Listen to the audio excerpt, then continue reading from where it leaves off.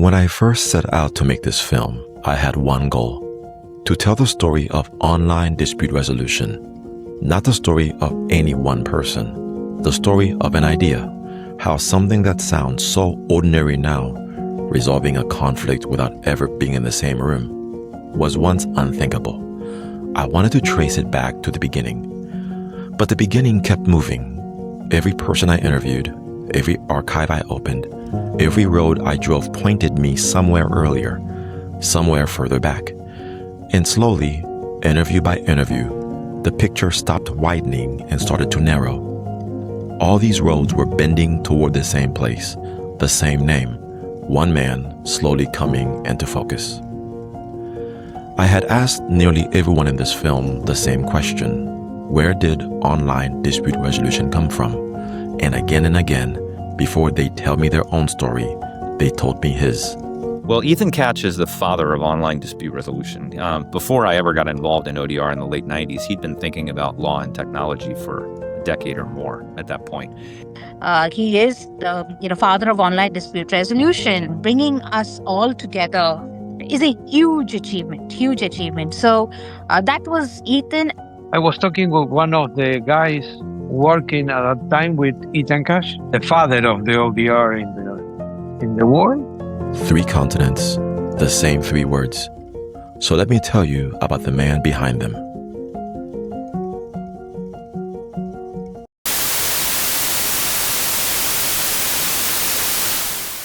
Long before the internet was public, before e-commerce, before anyone imagined settling a divorce or a fraud claim on a screen, there was a young law professor in Western Massachusetts who could not stop thinking about television.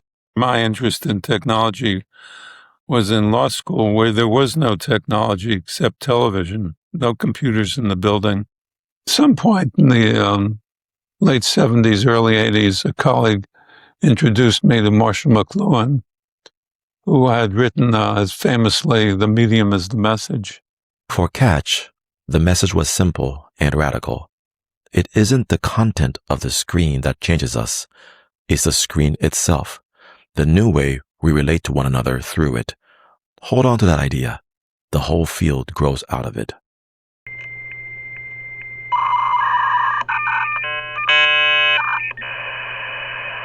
In 1989, the same year a company down the road in Brookline launched the world's first commercial internet provider, Katch published his first book. Buried in chapter 2 was a line about conflict, that when you change how people relate, some things break down. He was describing disputes that did not yet exist on an internet the public could not yet use.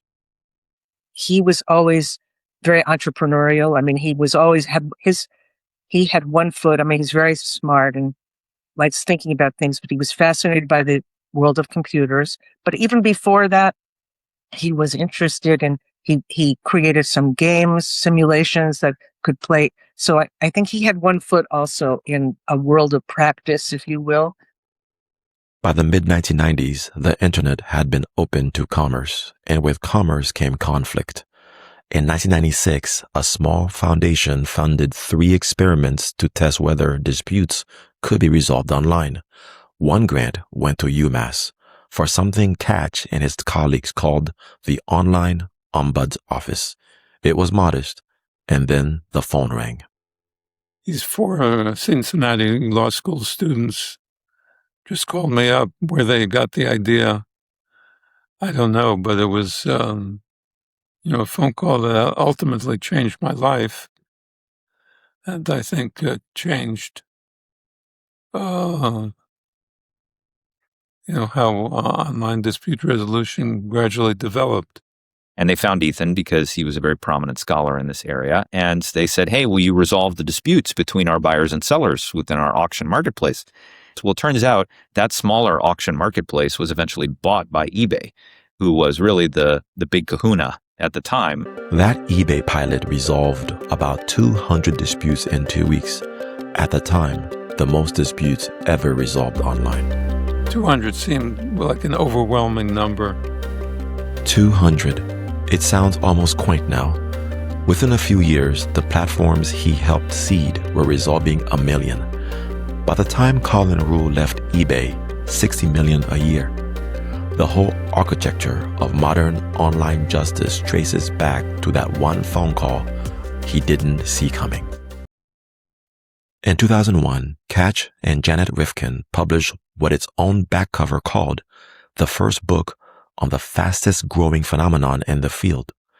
Inside was an idea that would outlive the technology that inspired it, the fourth party.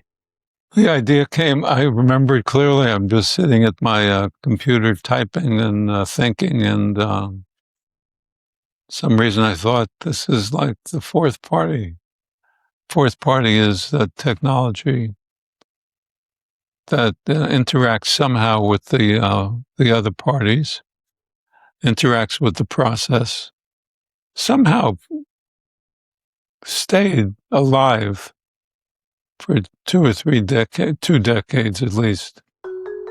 3 parties become 4. The disputants, the mediator, and now the technology itself, sitting at the table. It's a concept the rest of the field has been arguing about and building on ever since. Katch didn't just build a theory, he built a community. Cyber Week starting in 1997, the International Forum on ODR starting in 2002, and he gathered people to it from everywhere, before everywhere was easy. So I started reading a lot, including Ethan Katch's book, the very first one. And it happened happily just a few weeks or months later. And I found myself sitting around a square table with Ethan Katch. I think Colin Rule was there and many other people. So stakeholders in dispute resolution and technology. And we discussed about how to bring technology online. From that point on, we started meeting annually to share experience, research, knowledge in all sorts. The vision which Ethan had to make this as a global forum from day one was just fascinating. If you look at it, every single industry, you would start off with starting somewhere and then you will take it to a global level. But Ethan started off with a global level, right? And he brought in people from all across the globe and he made us travel with him. We became such a tight-knit family that, wherever we go, we would just like wait for that, meeting every year. One of the best things which has happened in my life. When she too later founded her own company, she named it CREK, C-R-E-K, for Colin Rule and Ethan Katch, a tribute hidden in plain sight, the way you name a thing after the people who made it possible. When I finally sat with him, I asked Ethan the question everyone else had already answered for him. What did he think his legacy would be? Well, thanks to Colin, primarily, I'm generally thought of as the originator of ODR. I used to try to tell him to stop saying that, but he never would and never will. I'm getting credit more than I deserve to be credit for. I told him what Colin had said about standing on the shoulders of giants. He answered like a man who had spent his whole life pointing at other people. I think that goes as a statement by Isaac Newton. And Newton was minimizing his own role, saying that I don't think I'm anywhere near a giant, but I've had some influence that's persisted. So I suppose at some point I thought this will just fade away and die away, but it hasn't. The idea that I started this will at some point be forgotten. I have no doubt about that. But I'm not so sure, because a field remembers its origins in the names it keeps, in the forums, in the fellowships, in the company spelled out of 2 men's initials.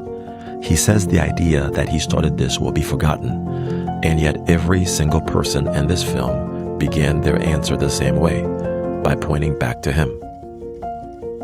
And maybe that's the true measure of what Ethan Katch built, Not the 60 million disputes a year, not the books, or the term that outlived its decade, but a room full of people on 4 continents who, when asked to talk about themselves, chose first to talk about him.